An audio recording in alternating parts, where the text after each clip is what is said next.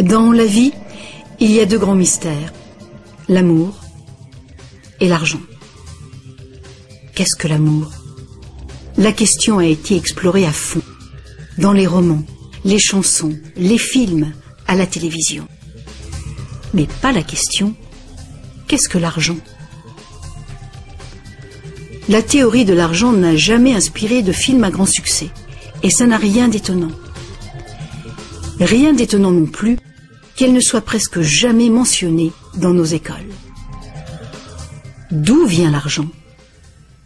La question évoque généralement l'image de la fabrication des billets ou des pièces. En effet, on croit souvent que c'est le gouvernement qui crée l'argent. C'est vrai, mais seulement en partie.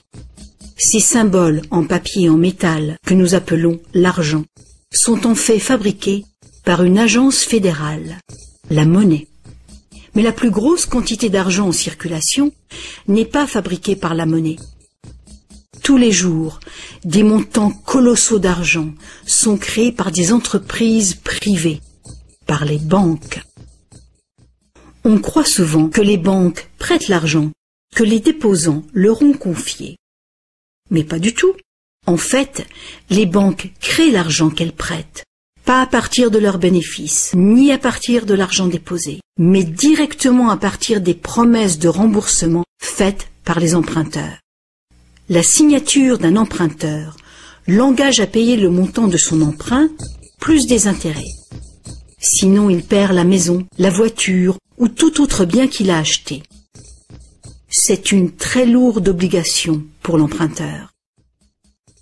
En contrepartie, que fait la banque? Elle crée le prêt par un tour de passe-passe. Elle l'inscrit au compte de l'emprunteur. Ça vous semble un peu exagéré? Impossible, direz-vous? Voyons un peu comment ce miracle bancaire se produit.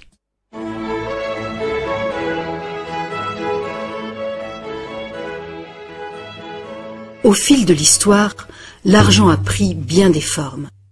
Il fallait simplement que l'argent soit portable et qu'un nombre suffisant de gens soient confiants de pouvoir l'échanger contre des choses de valeur bien réelles, comme de la nourriture, des vêtements ou une maison.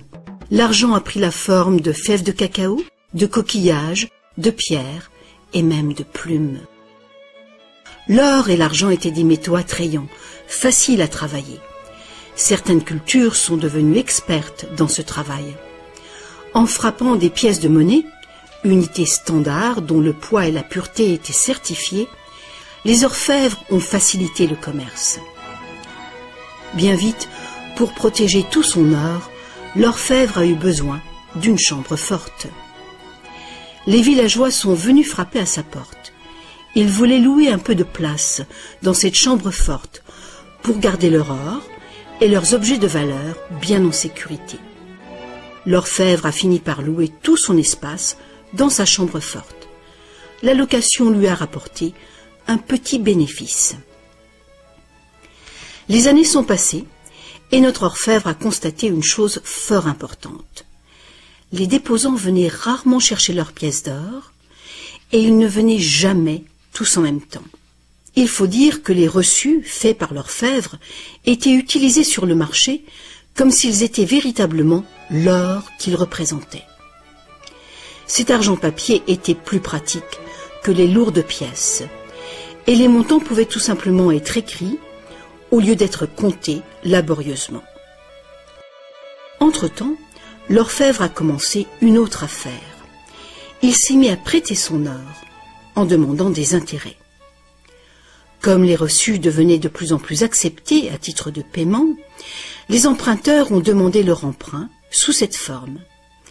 Et comme l'industrie prenait de l'expansion, de plus en plus de gens ont demandé des prêts à l'orfèvre. Alors, l'orfèvre a eu une idée plus géniale encore. Il savait que ces déposants venaient rarement chercher leurs pièces d'or. Il a donc pensé qu'il pouvait faire des prêts couverts par l'or de ces déposants. Aussi longtemps que les emprunts seraient remboursés, les déposants n'en sauraient rien. Et l'orfèvre, maintenant plus banquier qu'artisan, feraient de gros bénéfices.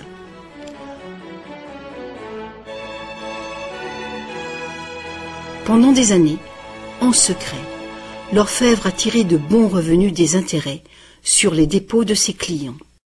Maintenant gros prêteur, il devenait sans cesse plus riche et il commençait à étaler ses richesses. Les gens l'ont alors soupçonné de dépenser l'argent de ses déposants. Ensemble, ils l'ont menacé de retirer tout leur or si l'orfèvre ne s'expliquait pas sur sa richesse si soudaine.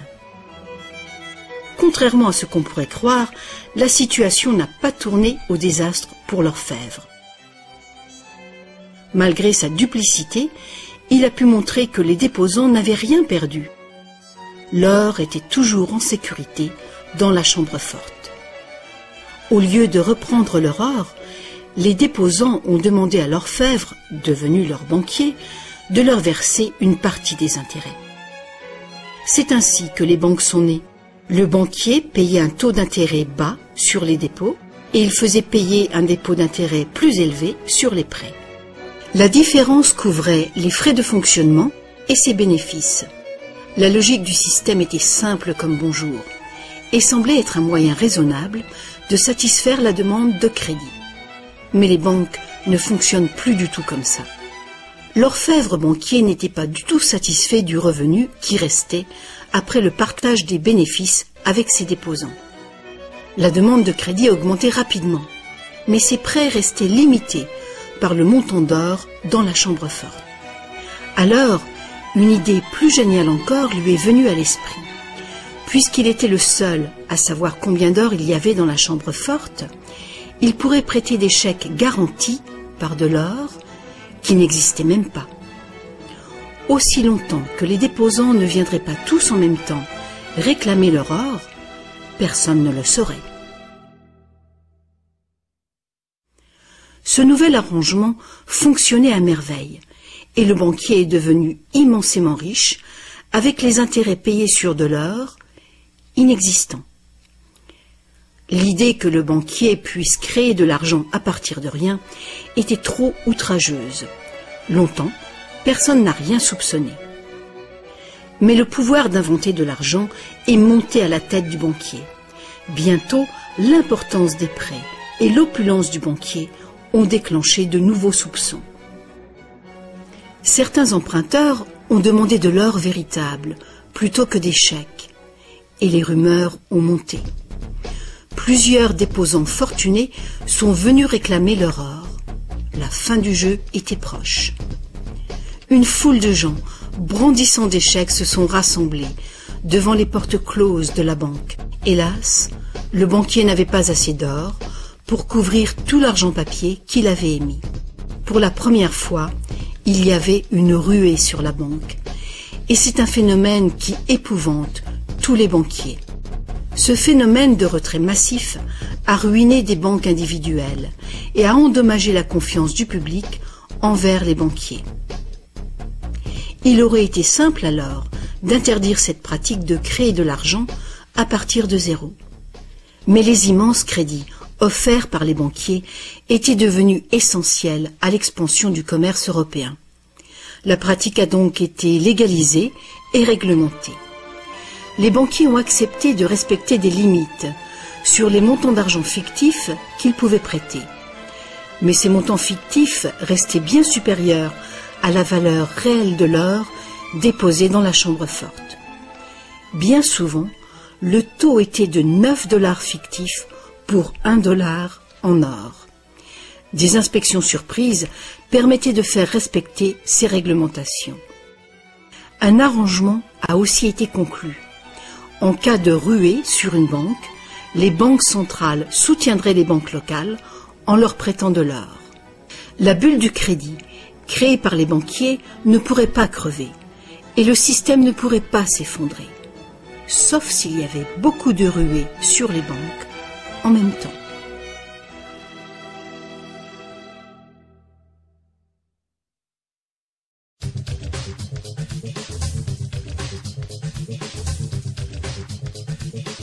Petit à petit, le système de réserve fractionnelle, soutenu par une banque centrale, est devenu le système monétaire dominant dans le monde.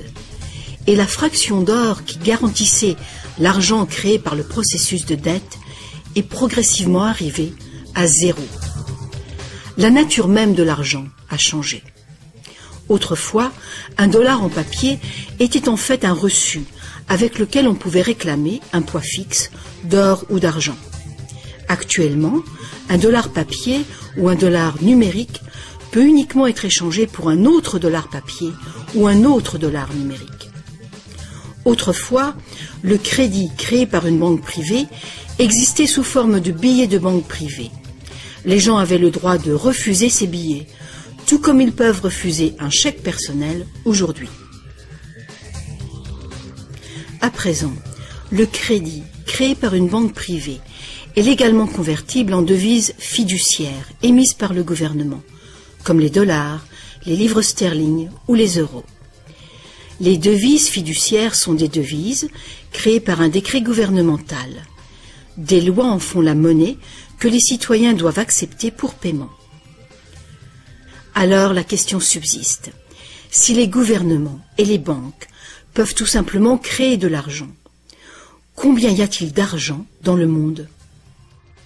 Autrefois, le montant total d'argent était limité par les quantités physiques des éléments utilisés comme garantie. Par exemple, pour créer plus d'argent basé sur l'or, il fallait trouver davantage d'or. À présent, on crée vraiment l'argent à partir de dettes. Chaque fois que quelqu'un fait un emprunt à une banque, de l'argent est créé. Le montant total d'argent qu'il est possible de créer n'a qu'une seule limite réelle, le montant total de la dette.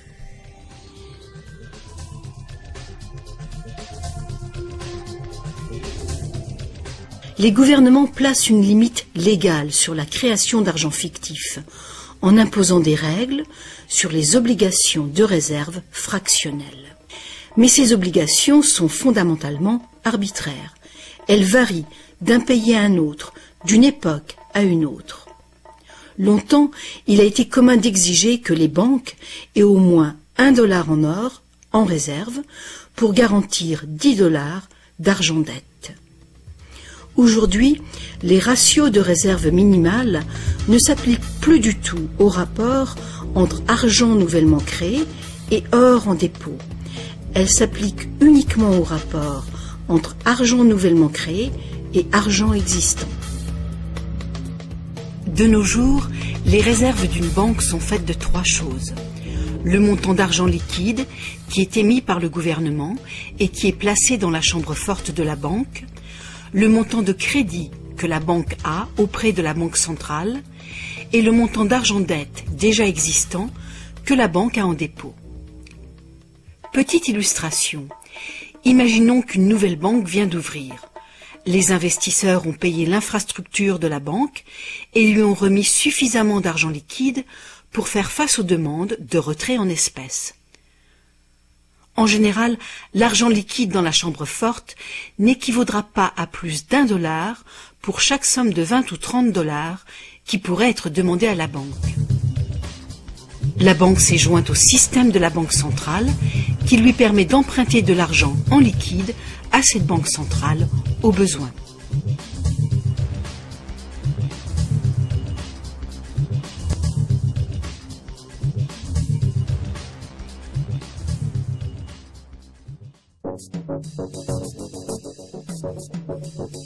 La banque ouvre ses portes et accueille son premier client pour un prêt. Le client a besoin de 10 000 $ pour acheter une voiture. Une fois la demande approuvée, la banque a créé un compte pour l'emprunteur et indique dans ses livres qu'elle doit 10 000 $ à cet emprunteur. Les 10 000 $ ne sont pris nulle part. Ils sont créés instantanément à partir de rien. L'emprunteur ne retire pas cet argent liquide, mais il fait un chèque sur son compte pour acheter son auto. Puis la vendeuse dépose à sa banque ce chèque de 10 000 $ nouvellement créé. Avec un ratio de 9:1, ce dépôt de 10 000 $ permet à la banque de la vendeuse de créer un nouveau prêt de 9 000 $. Et si ces 9 000 $ sont déposés par une troisième personne, ils permettent légalement la création d'un troisième crédit bancaire, cette fois de 8 100 $. Comme les poupées russes qui s'emboîtent et deviennent toujours plus petites, chaque nouveau dépôt peut mener à un prêt toujours plus petit tout au long d'une série décroissante.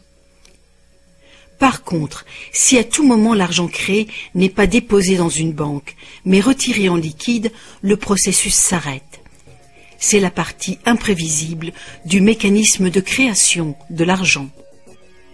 Mais le plus probable est qu'à chaque étape, ce nouvel argent de crédit bancaire sera déposé dans une banque et que le processus de ratio de réserve se répétera encore et encore, jusqu'à ce que presque 100 000 $ d'argent nouveau soit créé au sein du système bancaire. Tout cet argent nouveau est créé entièrement à partir du processus de dette. Et toutes ces transactions ont été des transactions de crédit bancaire. Aucune des banques qui a pris part au processus n'a eu besoin d'utiliser l'argent liquide placé dans sa chambre forte. En plus, avec ce système ingénieux, les livres de chaque banque participante doivent montrer que la banque a 10% de plus en dépôt qu'en prêt. C'est donc un incitatif très fort pour les banques de solliciter des dépôts afin de pouvoir prêter davantage. Tout ceci crée l'idée fausse, mais généralement acceptée, que l'argent vient des dépôts. Bien sûr, rien n'oblige l'une des banques à multiplier le crédit bancaire initial de 10 000 $ pour arriver à un crédit bancaire de 100 000 $. Mais le système bancaire est une boucle fermée. Un crédit créé par une banque devient un dépôt pour une autre banque, et ainsi de suite. En théorie, dans un monde d'échanges égaux, parfait, les banques ne se devraient rien en fin de journée. Et les 10 000 $ créés à partir de rien par une première banque sous forme de crédit bancaire pourraient mener à la création de presque 100 000 $. Ça vous semble absurde? Écoutez un peu. Les ratios actuels de réserve peuvent être bien plus élevés que 9 pour 1. Pour certains types de comptes, 20 pour 1 et même 33 pour 1 sont des ratios tout à fait communs. Il y a même beaucoup d'exceptions où absolument aucune réserve n'est exigée. Alors, bien que les règles soient complexes, la réalité est toute simple. Les banques peuvent créer autant d'argent que nous sommes capables d'en emprunter.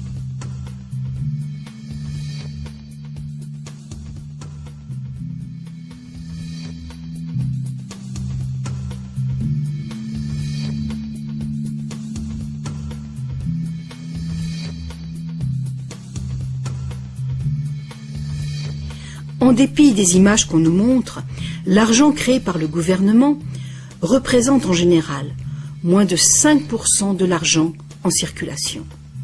Aujourd'hui, plus de 95% de l'argent a été créé par quelqu'un qui a signé une reconnaissance de dette à une banque. Ces crédits bancaires apparaissent et disparaissent en quantité phénoménale tous les jours, au fur et à mesure que des prêts sont accordés ou remboursés.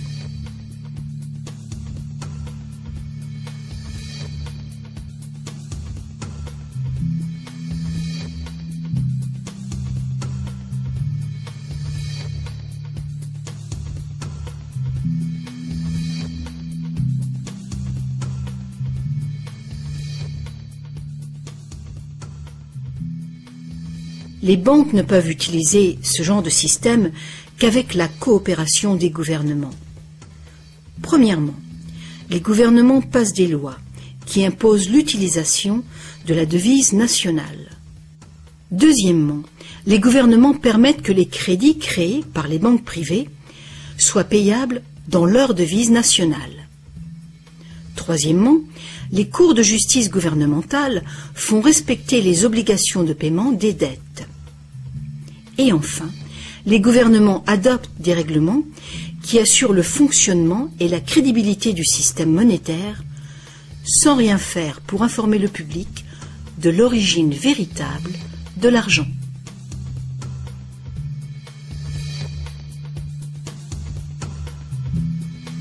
La simple vérité, c'est que quand on signe les papiers d'un emprunt ou d'une hypothèque, la seule chose réelle est notre reconnaissance de dette. Cette reconnaissance de dette est garantie par nos actifs qui seront confisqués si on ne peut pas payer les remboursements. Pour toute personne qui croit que nous allons honorer notre promesse, cet accord de prêt ou d'hypothèque est maintenant un papier échangeable et vendable. Ce papier représente une forme d'argent. L'emprunteur obtient de l'argent grâce à son soi-disant prêt bancaire. Dans le monde réel, un prêt implique que le prêteur a quelque chose à prêter. Si vous avez besoin d'un marteau, ma promesse de vous prêter un marteau que je n'ai pas ne vous servira strictement à rien. Mais dans le monde artificiel de l'argent, la simple promesse faite par une banque de vous prêter de l'argent est considérée comme de l'argent véritable.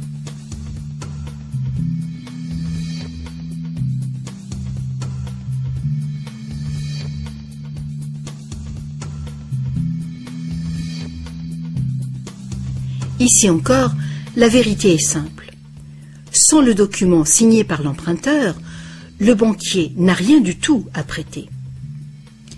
Est-ce que vous vous êtes déjà demandé comment tout le monde, les gouvernements, les entreprises, les familles, peut être endetté en même temps et pour des sommes aussi colossales? Est-ce que vous vous êtes demandé comment il peut y avoir autant d'argent à emprunter? Maintenant, vous le savez. Il n'y en a pas. Les banques ne prêtent pas l'argent. Elles le créent. Et c'est de l'argent dette. Comme la dette est potentiellement illimitée, la quantité d'argent créée est illimitée, elle aussi. Mais l'inverse est vrai également. Vous n'êtes pas étonné qu'en dépit de toutes nos ressources, toutes nos inventions et toute notre productivité, nous soyons presque tous si lourdement endettés, aussi bien les gouvernements que les entreprises et les particuliers? Ah, si seulement les gens cessaient de se demander comment est-ce possible? Comment se peut-il que les gens qui produisent toute la richesse réelle soient endettés envers les gens qui ne font que prêter de l'argent, symbole de cette vraie richesse? Le plus étonnant, c'est qu'une fois que nous réalisons que l'argent est en fait une dette, nous comprenons que sans dette, il n'y aurait pas d'argent.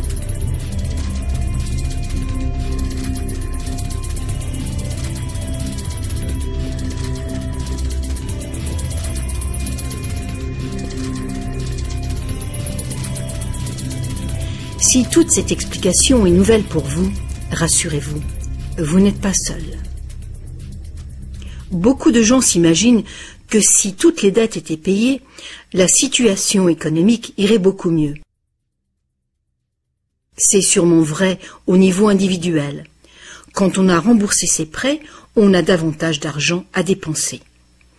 Mais il est faux de croire que s'il n'y avait plus de dettes, il y aurait davantage d'argent à dépenser. En fait, c'est tout le contraire. Sans dette, il n'y aurait pas d'argent du tout. Alors, vous voyez, nous dépendons complètement du renouvellement continu du crédit bancaire. Pas de prêt, pas d'argent. C'est exactement ce qui s'est passé durant la Grande Dépression. La quantité d'argent a fondu radicalement quand la quantité des prêts a chuté.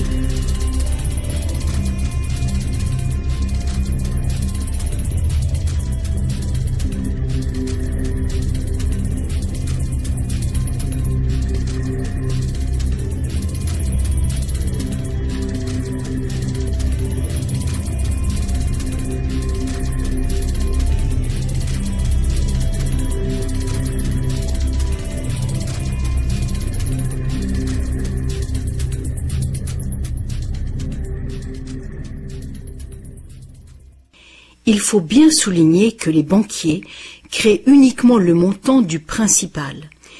Ils ne créent pas l'argent qui sert à payer les intérêts. Alors, d'où vient cet argent. Le seul endroit où les emprunteurs peuvent obtenir de l'argent pour payer les intérêts est l'ensemble des fonds de l'économie générale. Mais presque tous ces fonds ont été créés de la même façon, à partir de crédits bancaires.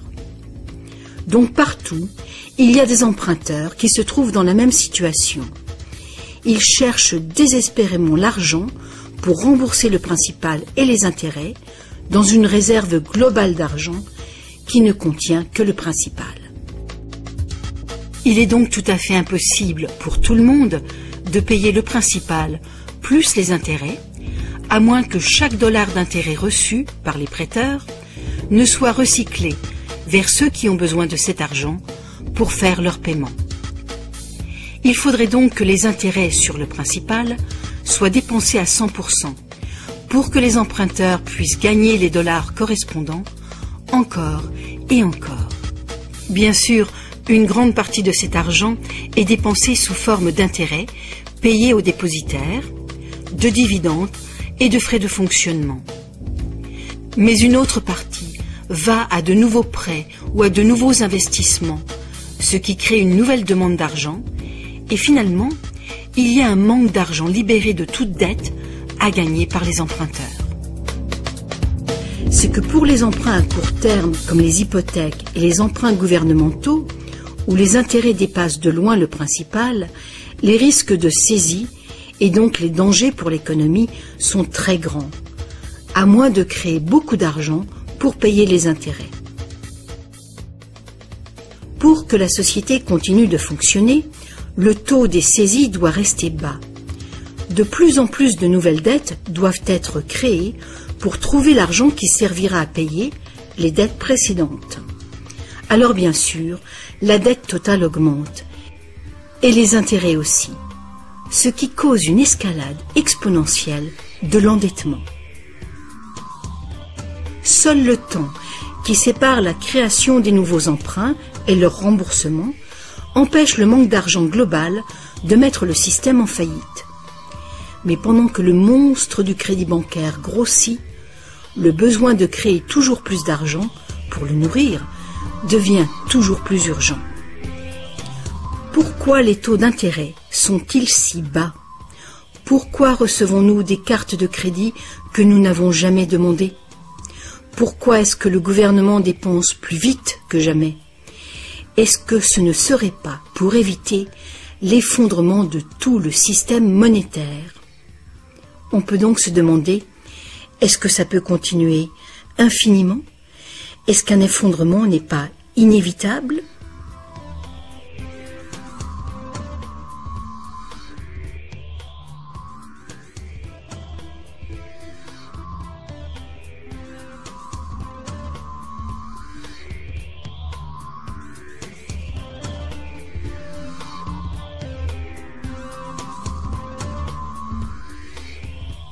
L'argent facilite la production et le commerce. Quand la quantité d'argent augmente, l'argent perd progressivement de sa valeur. C'est l'inflation. À moins que le volume de production et de commerce dans le monde réel augmente proportionnellement pour compenser cette augmentation. Ajoutez à cela que quand on parle d'une croissance économique de 3% par an, par exemple, on pourrait croire que c'est un taux constant. Eh bien, pas du tout. Les 3% de cette année représentent plus de matériaux, plus de produits, plus de services que les 3% de l'année précédente, car il s'agit de 3% d'un nouveau total. Ce n'est donc pas une ligne plate, continue, mais une courbe exponentielle de plus en plus raide. Le véritable problème est qu'une croissance perpétuelle de l'économie réelle exige une escalade perpétuelle de la consommation des ressources et de l'énergie. De plus en plus de choses doivent passer de l'état de ressources naturelles à celui d'ordures, année après année, juste pour éviter l'effondrement du système. La situation est grave, très grave. Alors quoi faire? Pour commencer, un concept radicalement différent de l'argent s'impose.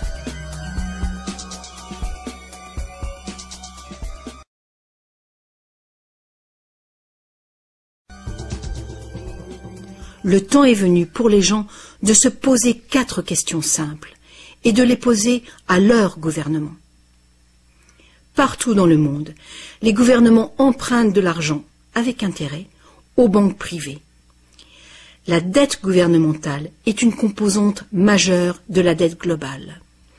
Et une énorme partie de nos taxes va au paiement de cette dette. Maintenant, nous savons que les banques créent l'argent qu'elles prêtent et que les gouvernements les autorisent à le faire. Nous savons aussi que les gouvernements créent les devises par décret et qu'ils ont au moins le même droit que les banques de créer leur propre argent. Alors, première question. Pourquoi est-ce que les gouvernements choisissent d'emprunter de l'argent aux banques privées avec intérêt quand ils pourraient créer tout l'argent qu'il leur faut sans intérêt? Deuxième question. Pourquoi créer de l'argent à partir du processus de dette? Pourquoi pas créer de l'argent qui circule en permanence et qui ne doit pas sans cesse être réemprunté pour exister? Troisième question. Comment un système monétaire fondé sur l'accélération perpétuelle de la croissance peut-il servir à construire une économie durable? N'est-il pas évident qu'une croissance en accélération perpétuelle est incompatible avec la durabilité? Et finalement, pourquoi notre système actuel dépend-il entièrement d'une croissance perpétuelle? Que faut-il changer pour créer une économie durable?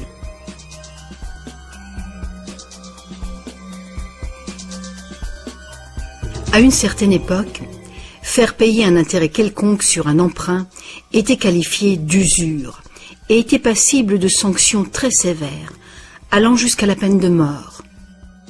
Chaque grande religion interdisait l'usure. La plupart des arguments avancés contre l'usure étaient d'ordre moral. La seule finalité légitime de l'argent était de faciliter les échanges de biens et de services réels. Toute tentative de gagner de l'argent avec de l'argent était considérée comme un mal, ou même comme un vol. Mais comme les besoins de crédits commerciaux augmentaient, les arguments moraux ont fini par céder. On en est venu à dire que prêter de l'argent constituait un risque pour le prêteur, et qu'il était donc justifié de faire des profits sur un prêt. Aujourd'hui, ces notions semblent dépassées. Faire de l'argent avec de l'argent est considéré comme un idéal à poursuivre. Pourquoi travailler si on peut faire travailler son argent pour soi? Ceci dit, quand on parle d'avenir durable, il est clair que faire payer des intérêts constitue un problème d'ordre moral et d'ordre pratique. Imaginons une société capable de durer des siècles parce qu'au lieu de piller ses ressources, elle consomme uniquement ce qu'il lui faut dans l'immédiat. On ne coupe pas plus d'arbres qu'il n'en pousse. Toute l'énergie est renouvelable, solaire, gravitationnelle ou géothermique, magnétique ou autre. Cette société vit dans les limites de ses ressources non renouvelables, en réutilisant et en recyclant tout. Et la population n'augmente pas en nombre.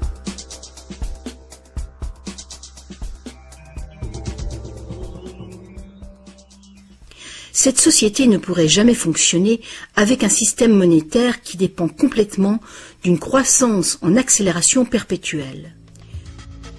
Une économie stable aurait besoin d'une quantité d'argent qui puisse rester stable. Imaginons que cette quantité totale d'argent stable est représentée par ce grand cercle.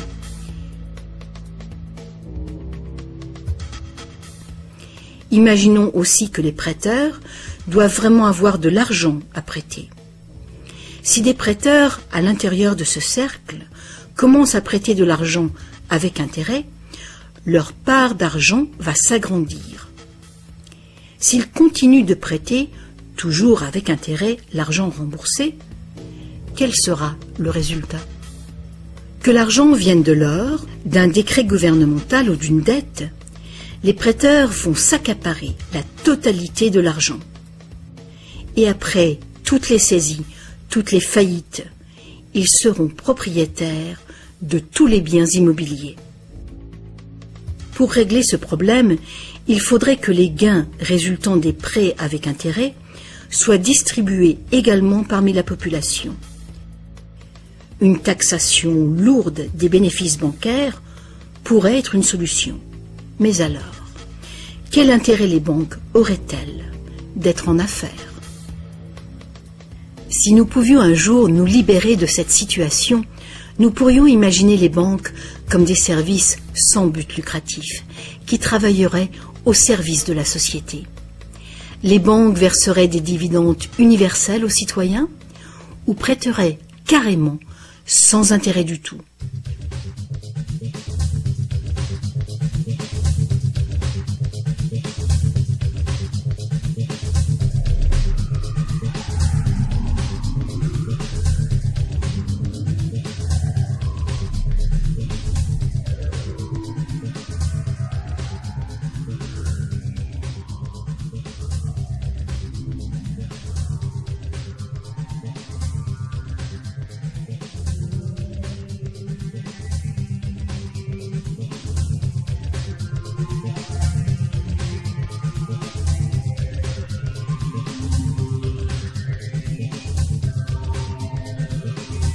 Si tous ces problèmes viennent de la nature fondamentale du système, inutile d'essayer de bricoler le système.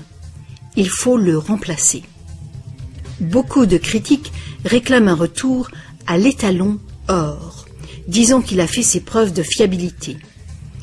Ils ignorent les arnaques qui peuvent être commises avec l'or. Limer les pièces, altérer le métal, le déprécier, accaparer le marché. Bref, toutes les pratiques déjà utilisées du temps de l'ancienne Rome qui ont contribué à sa chute. Certains préconisent un étalon argent, car ce métal est plus abondant que l'or, ce qui rend plus difficile le monopole du marché. Mais beaucoup de gens questionnent la pertinence de revenir aux métaux précieux. L'idée de porter de gros sacs pleins de pièces n'enchante personne. L'argent papier, l'argent numérique, le plastique, ou plus probablement l'argent biométrique, seront les moyens d'échange. Et ils présentent ce potentiel de créer de l'argent dette en quantité illimitée. En définitive, si l'or était à nouveau le seul étalon, tous les gens qui n'ont pas d'or se retrouveraient tout à coup sans argent. D'autres partisans des réformes monétaires ont conclu que l'avarice et la malhonnêteté sont les principaux problèmes et qu'il y a sans doute de meilleurs moyens de créer un système monétaire équitable et honnête sans passer par l'argent ou l'or. Des esprits inventifs ont proposé une variété d'options. Beaucoup de systèmes de troc privés créent de l'argent dette, mais ils le font ouvertement, sans intérêt. Un exemple est le système de troc où la dette est exprimée en promesse d'heures de travail. Tout travail est évalué de manière égale, en dollars, qui ont une équivalence en biens réels. Les frais du système sont couverts par des honoraires et non pas par des intérêts. Ce genre de système monétaire peut être mis en place par toute personne capable de concevoir un moyen de comptabiliser et de trouver des participants dignes de confiance. Mettre en place un système de troc local est une bonne mesure de planification d'urgence pour une communauté, même si ce système n'est guère utilisé actuellement. La réforme monétaire, comme la réforme électorale, est un vaste sujet qui exige une volonté de penser autrement et de changer. La réforme monétaire, comme la réforme électorale, ne sera pas facile, car les intérêts puissants qui bénéficient du système feront l'impossible pour conserver l'avantage. Sachant que l'argent n'est qu'une idée et qu'en réalité, l'argent est uniquement ce qu'on fait de lui, voici une option simple à considérer. Le modèle suivant est basé sur des systèmes qui ont fait leurs preuves en Angleterre et en Amérique, mais qui ont été déstabilisés et détruits par les banquiers et leurs réserves fractionnelles. Pour créer une économie basée sur de l'argent permanent et libre d'intérêt, il suffirait que le gouvernement crée de l'argent et le dépense dans l'économie, de préférence dans des infrastructures durables comme les routes, les chemins de fer, les ponts, les ports et les marchés publics. Cet argent ne serait pas de l'argent dette, ce serait de l'argent valeur, qui aurait la valeur des infrastructures financées. Si ce nouvel argent facilitait une croissance proportionnelle du commerce, il ne causerait pas d'inflation du tout. Mais si les dépenses gouvernementales causaient l'inflation, deux interventions seraient possibles. L'inflation équivaut en fait à une taxe forfaitaire sur l'argent. Que l'argent perde 20% de sa valeur ou que le gouvernement nous taxe de 20%, l'effet sur notre pouvoir d'achat est exactement le même. Vu de cette manière, l'inflation pourrait remplacer la taxation, à condition de rester limitée et d'être utilisée à bon escient. Le gouvernement pourrait aussi choisir de lutter contre l'inflation en percevant des taxes qu'il retirerait ensuite de la circulation, réduisant ainsi la quantité d'argent pour restaurer sa valeur. Pour contrôler la déflation, c'est-à-dire la chute des salaires et des prix, il suffirait que le gouvernement dépense plus et mette plus d'argent en circulation. Sans la concurrence des dettes privées, les gouvernements auraient le contrôle des réserves d'argent de la nation. Le public serait donc qui blâmer si les choses allaient mal. Les gouvernements prendraient le pouvoir ou perdraient le pouvoir en fonction de leur capacité à maintenir la valeur de l'argent.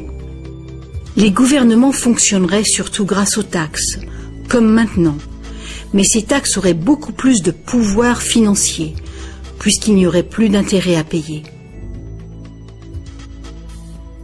Il n'y aurait plus de dette nationale si le gouvernement crée uniquement l'argent dont il a besoin. Notre servitude collective et perpétuelle envers les banques, à cause de la dette gouvernementale, prendrait fin.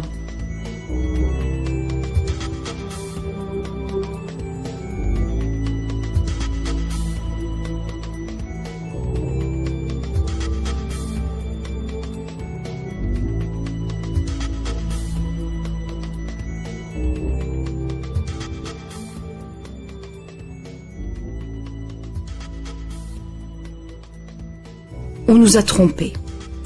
Ce qu'on appelle démocratie et liberté sont devenus en réalité une forme ingénieuse et invisible de dictature économique.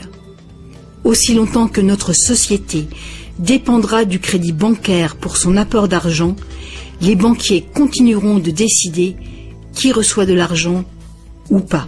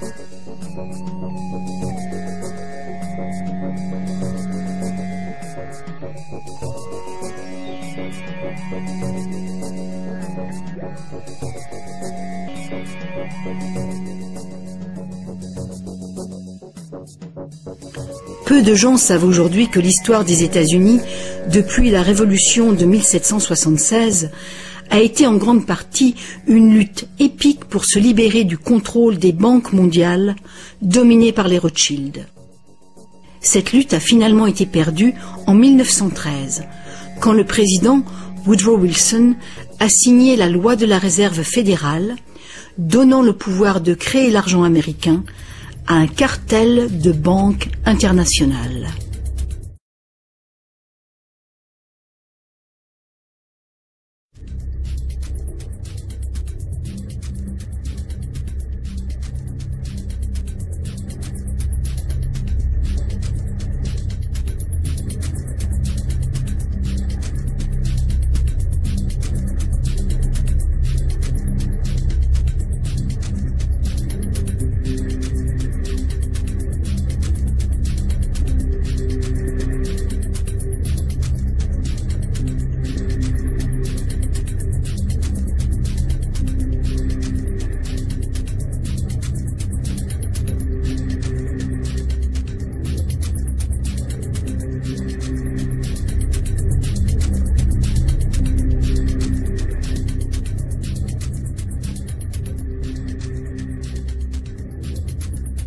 Le pouvoir de ce système est profondément ancré, et le silence des médias et du monde de l'éducation à ce sujet est profond, lui aussi.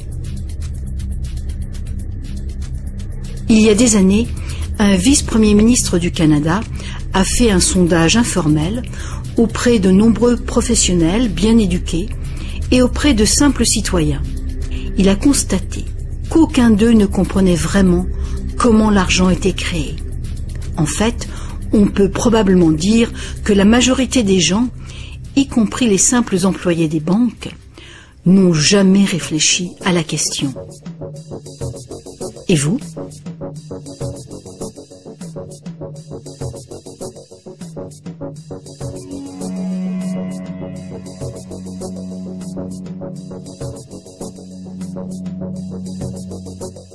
Le système moderne de l'argent-dette est né il y a un peu plus de 300 ans, quand la première banque d'Angleterre a été créée par une charte royale, lui autorisant des prêts fractionnels de dépôt d'or au ratio de 2 pour 1. Ce modeste ratio était le premier pas. Le système est maintenant mondialisé. Il crée des quantités virtuellement illimitées d'argent à partir de rien.